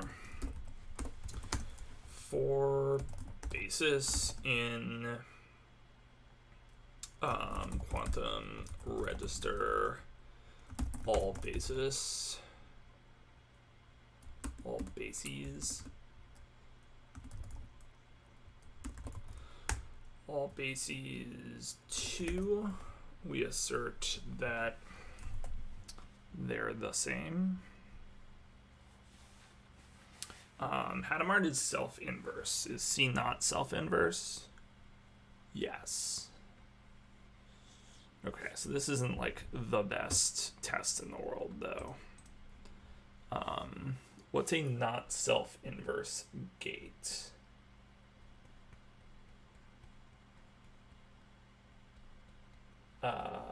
Rotation by a quarter of a turn.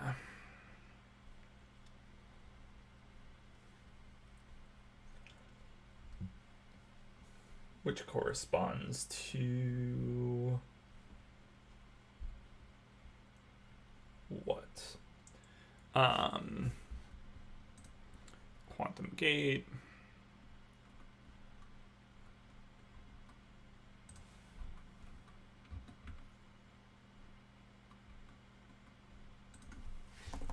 Of function rotation and qubits. Angle.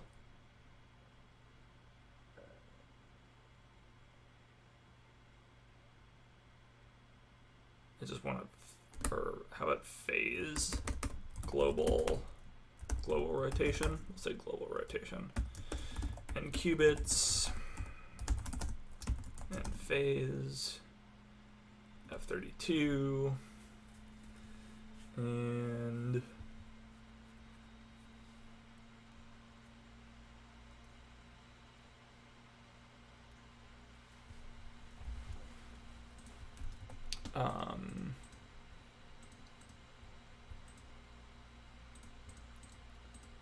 matrix, square matrix 1. Just multiply it by this.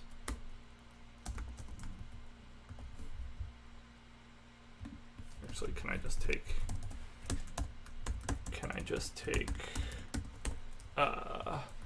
self identity n qubits, apply gates. No, I don't want to apply gate. I want to scale.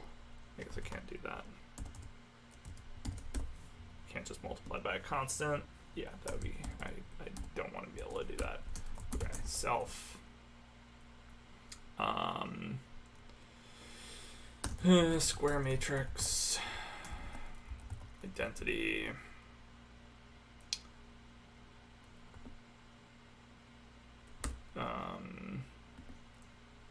To U size.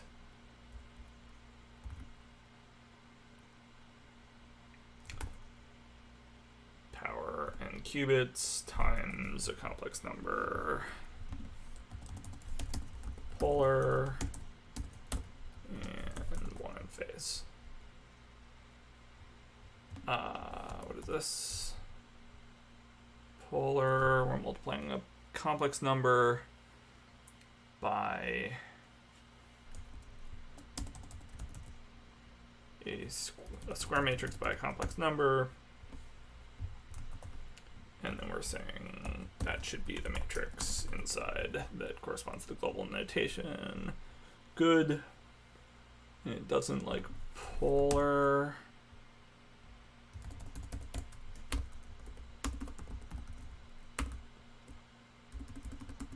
Okay, complex. F32. Polar? No, really? I don't want new. Exponents of phase times complex of I.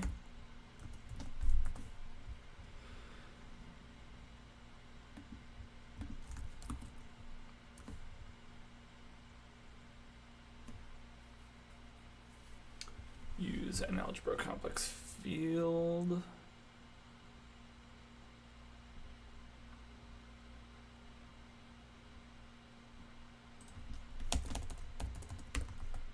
I really need that.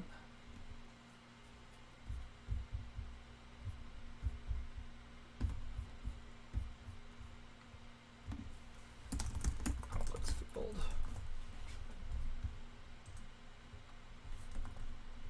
And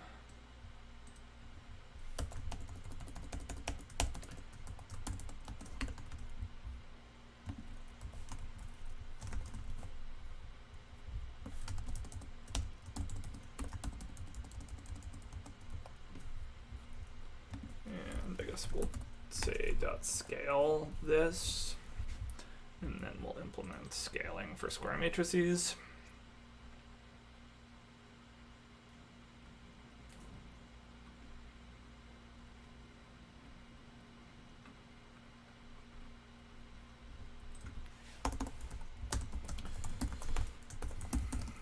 Self scalar.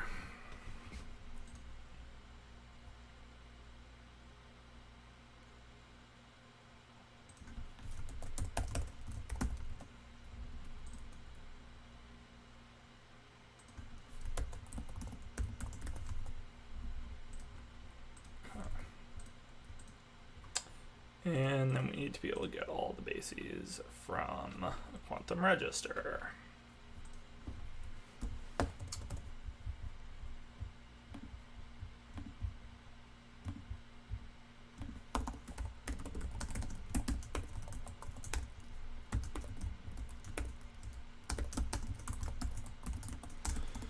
Which is just go through the whole size and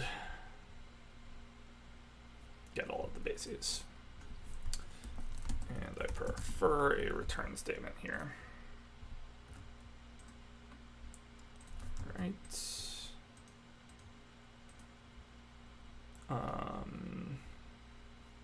Cool, and then we just need to implement reversal.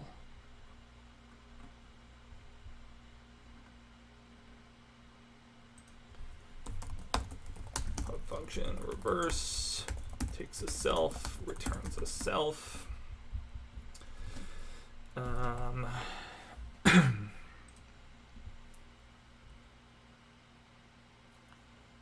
looks fair enough to me.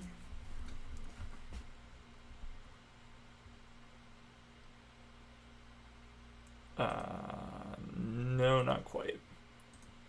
Self.gates dot iter dot map gate dot reverse, and then we collect.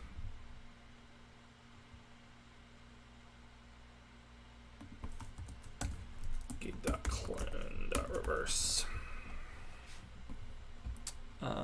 Didn't I implement this already? Am I crazy? I probably called it invert.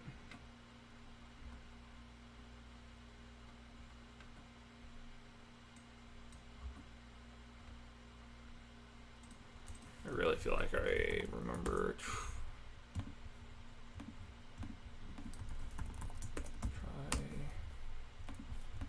Somewhere I did try invert, no?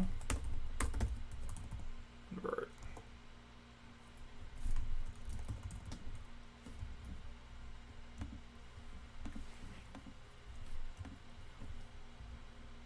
Oh, is it just for matrix?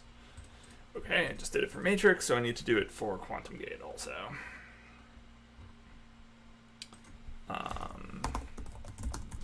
And let's call it reverse. I like reverse better.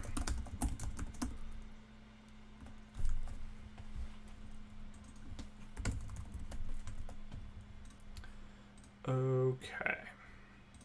Quantum circuit. Tests. Let's go. Every single test passing. Sick. Okay. Get all. Get commits. Implement quantum circuits. Git push origin circuits. Okay, so and I'm right on time to be wrapping up. And I don't think I've been dropping frames lately, so good things happened in the end. What did we learn today? So a couple things. Big thing is when we want to apply we want to come up with the gate that operates on a larger space of qubits than just 1 or 2 qubits. So that operates on, say, a bigger register. We use tensor products to do it. So we tensor product.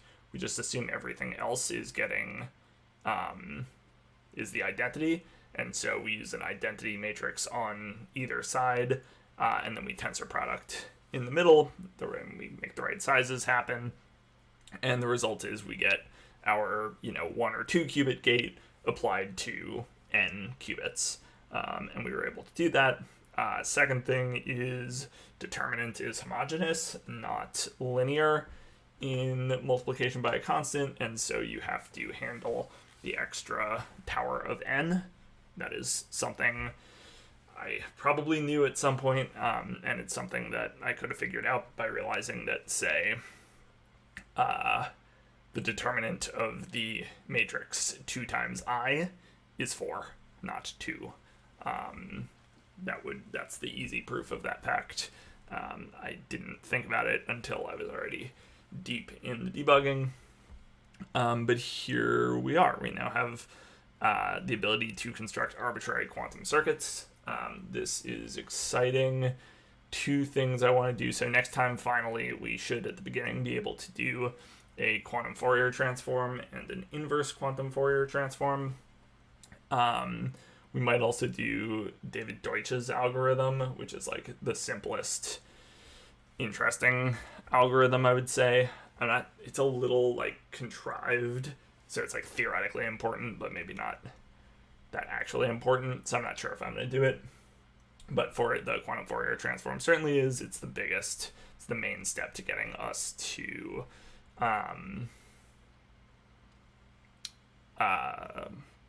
Shor's algorithm, which is the algorithm for factoring big numbers into their primes. So excited about that. I'm also interested in starting to think about how to render the circuits in some sort of visual way, to visualize them at work. So I'm going to start thinking about that as well, and maybe do some planning there. But for now, I'm going to sign off. Let's see if there's anybody I can raid. Oh, doesn't really look like it. Okay, I'm going to sign off here. But have a good one, everybody, and I will be back probably not tomorrow, probably Thursday. Thanks for watching.